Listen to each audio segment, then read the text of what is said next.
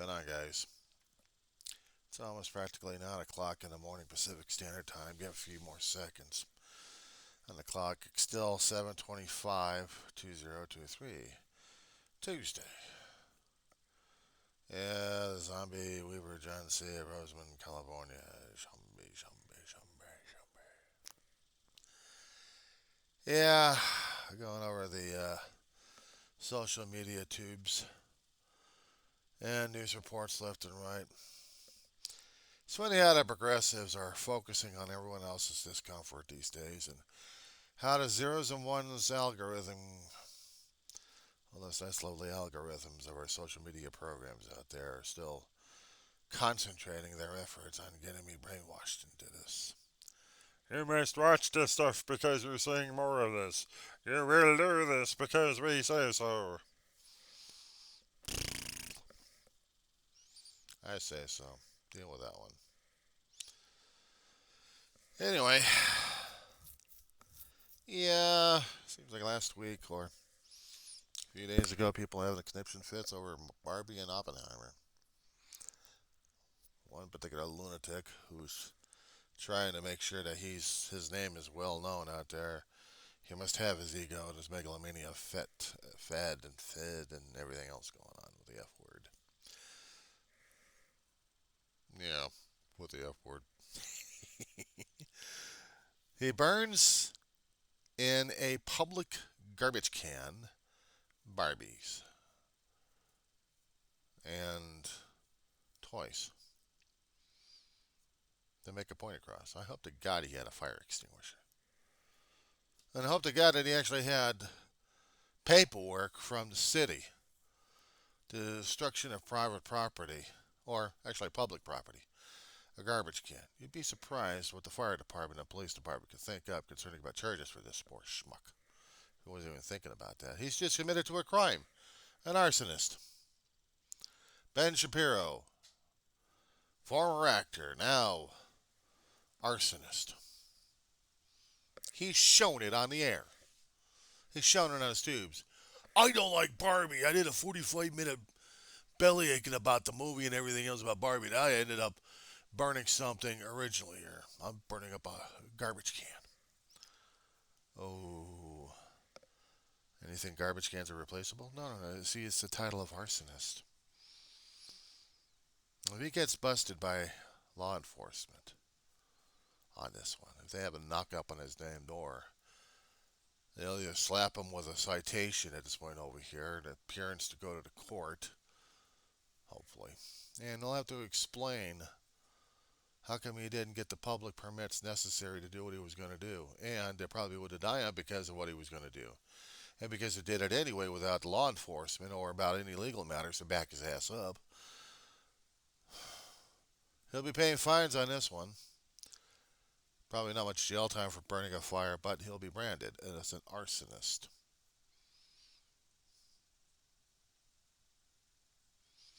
So now we've got a conservative lunatic who hates toys and burns them up.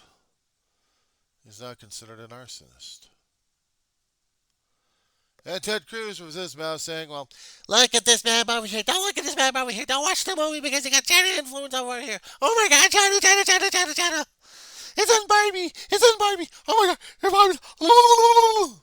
And the progressive media and the algorithms out there are focusing more on this stuff because now we have to be force fed on this stuff because we see Senator Ted Cruz of the theoretical state of Texas.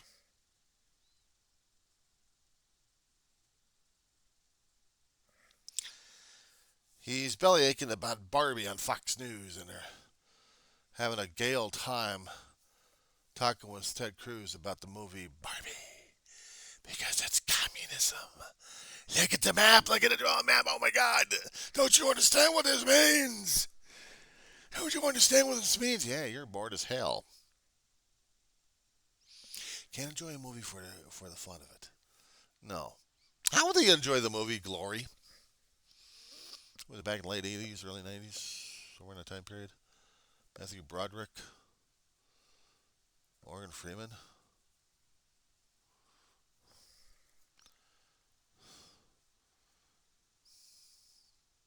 Hang on a second. Okay, sorry, I was just Googling. Okay, so you got Mr. Washington, Denzel Washington, cool. As I said before, Matthew Broderick, Morgan Freeman, hey, Carrie Elwes, hey, Andre Brower, still my heart. Uh, but these guys were the powerhouses. These guys literally became powerhouses out there. This is a 1989 film concerning about the Civil War, about the Massachusetts um, element out there going into glory, going into battle. This is the first African American or black, or I'm not going to use the N word, company going into the Civil War, and they all volunteered. They all went through hell to get trained, to endure suffering without proper uniform, without proper shoes. Because we did have a hell of a lot of racism back then, even though they were the Union. They were showing this one particular uh, uh, character. What the hell is he? He was Sergeant Major. Oh, I was trying to find where the hell that asshole was. Yeah, I did see it. Sergeant Major Mulcahy, played by John Finn. Very good. And he be talking in this Irish accent over here, and he be yelling and screaming at the recruits over here. That's just so loud. That's all right.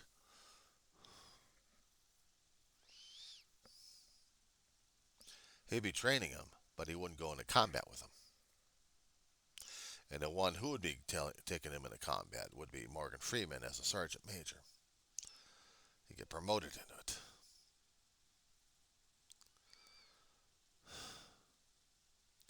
The movie was heavy.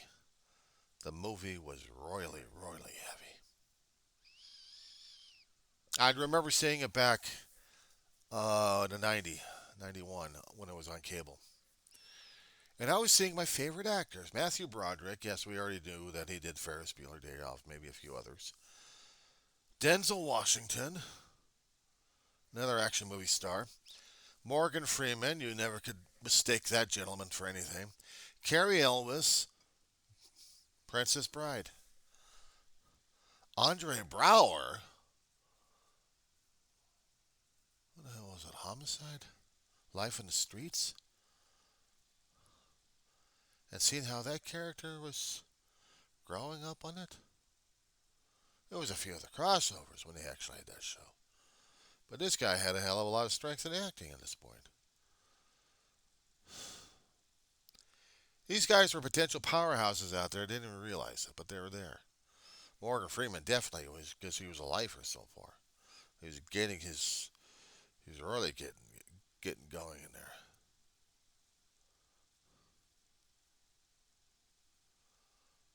He showed compassion. He showed his fierceness, showed his ire.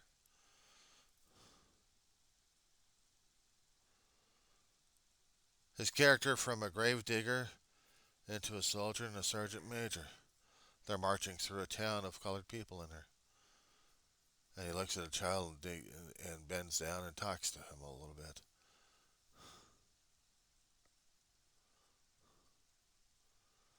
I wish I remember the words in the speech, man, but he was telling him about it. They came out of the gutters and they came out of the slavery, and now they're coming out to be fighting men.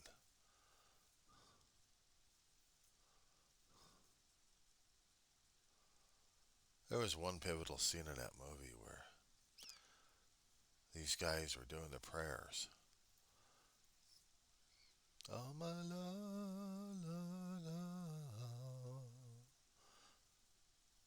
and you'd hear them in this prayer hymn circle there. I'd listen to that again and again. At one time, I did an audio taping of it because I wanted to listen to that. Everyone was praying what was going on, telling people what, you know, praying to God what they're hoping and expecting. And then Denzel's character comes up. He's not comfortable in any of it. He didn't know anything else about it, but he knew he loved the 54th Regiment. He loved these guys. He had a hell of a lot of respect, and they had respect for him. At the end of the movie, nearly at the end, where they are going after Sumter, Fort Sumter, nearly all of them got killed off. But you'd see Andre Brower having a flag, drops the colors. The next thing you see is Morgan Freeman, Denzel Washington, Cary Elwes going after her. And these guys are falling and tumbling up down. And the image that they had was concerning about Colonel Gould, played by Broderick, and Washington next together.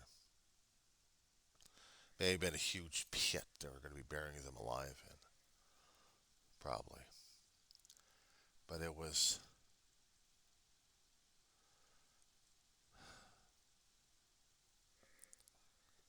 I don't know, maybe cried during those days. I just didn't get how powerful it was. All I remember seeing when they were chasing through when he had Major Forbes and Sergeant Major Rawlins and Private Tripp, Washington, Freeman, and Elves going through this one, and they're carrying the banner and the rifles, and they get slaughtered. But it was an inspirational moment. They're charging through the damn place, and they're doing what they can, trying to lead the rest of the company into a slaughter, basically. Every time I kept seeing the movie, I kept thinking that the tactics were all screwed up. They always had to march into a group, and you think they're going to be with overwhelming force going to be doing it. At night, sneaking in, and you're just marching in with a sword. I kept thinking to myself when I kept seeing that movie, man, did they screw those things up? But they didn't know any better back then. I really didn't. But it still gave you something inside. You just didn't know what to identify it with, but you knew it. It wasn't indigestion, it wasn't acid indigestion. No.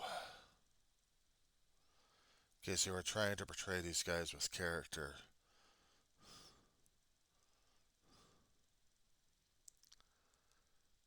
A lot of strength, a lot of respect for those guys back then. Fighting for freedom. Fighting as the underdog. Sumter may have won that battle and wiped them out, but they were proving things. They were proving things. Seeing that film,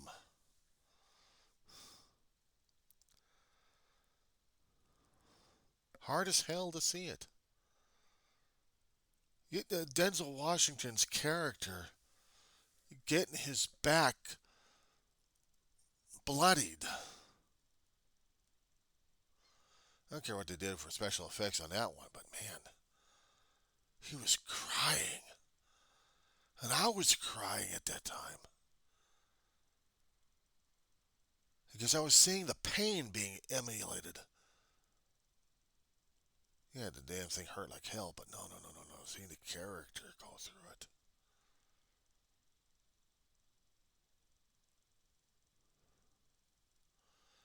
They wanted America to love them.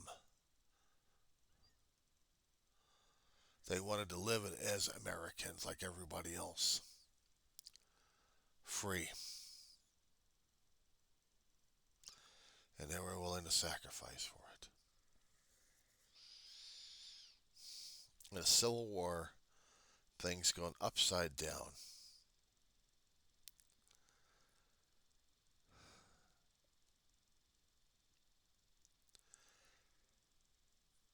To me, right now, it's still one of the best movies they had back then.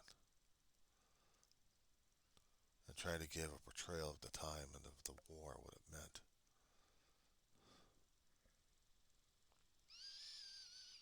Denzel Washington's character was trying to get shoes. He was willing to break camp, get the hell out, to get some decent shoes to wear because their feet were hurting them.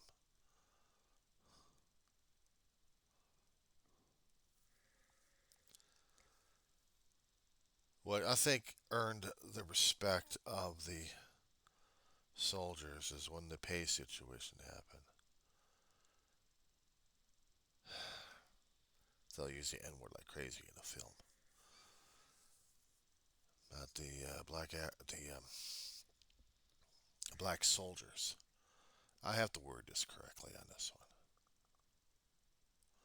The black soldiers were getting half pay, next to the whites were getting full pay, and it wasn't fair. Matthew's character was saying if they won't get the full pay, then none of us will. So the pay scripts got ripped up because he was trying to show that he was one of them.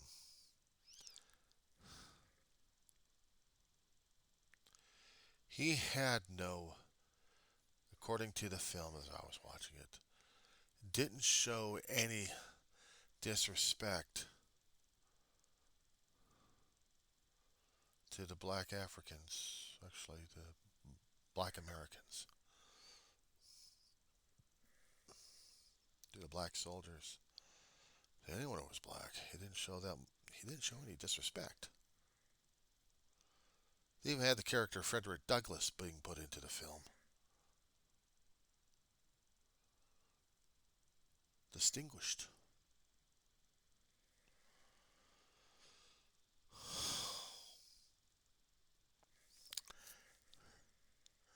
Let's see.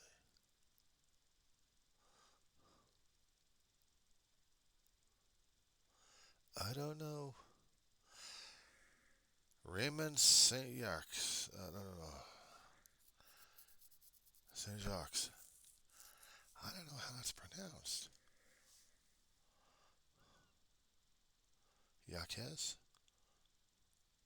Jacques? But he played Frederick Douglass. Raymond got his character good down that one.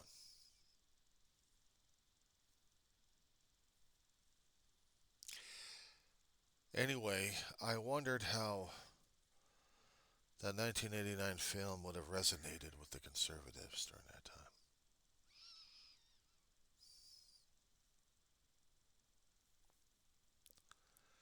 They're griping about a cartoon or cartoonish movie and doing all the political crap for something that just earned 155 mil over the weekend. Oppenheimer did 80. I still like to see Oppenheimer, but probably on streaming. I am entertaining the idea of seeing Barbie at a theater. Is it going to affect my masculinity? Shit, I've been watching cartoons all my life as a kid. I just never get into the Barbie craze. Yeah, I did have masculine heroes. I also had feminine heroes.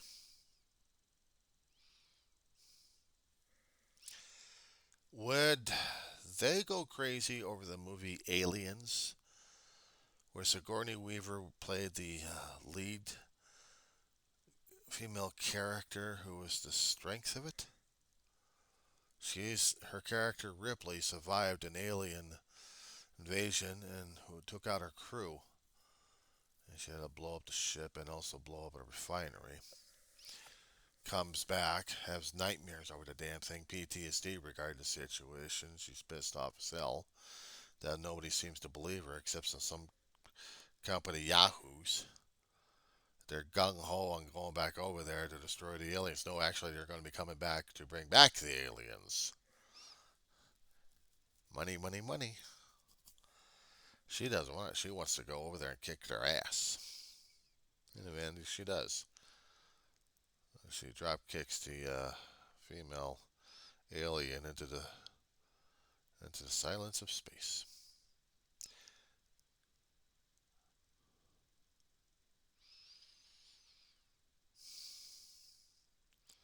But she was a kick-ass kind of an actress, and she played the kick-ass of a hero.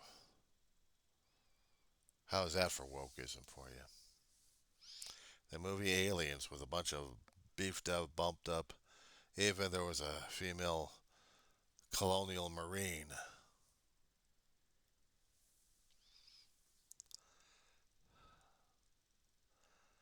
But Sigourney Weaver was taking it all. And there was the actress called Newt, a little girl. She had to endure a hell of a lot. Her character did.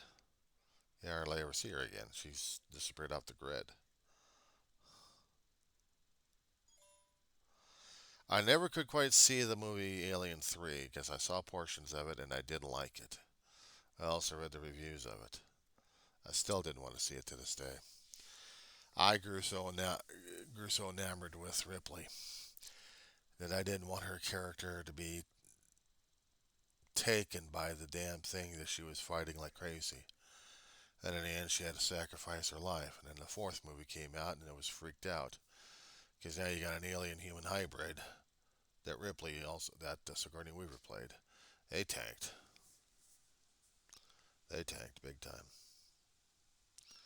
I couldn't stand dealing with them afterwards. Other fans could. They could deal with the Aliens versus Terminator. Series lasted for, what, 20, 30 years? And they're still enamored with that kind of concept? Ugh. Thank you very much. You keep the xenomorphs. But these are the films we saw. Would they be considered woke?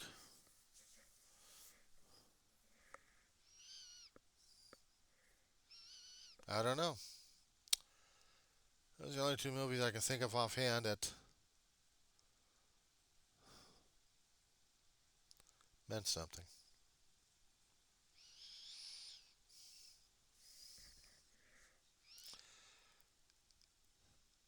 Anyway, just observations.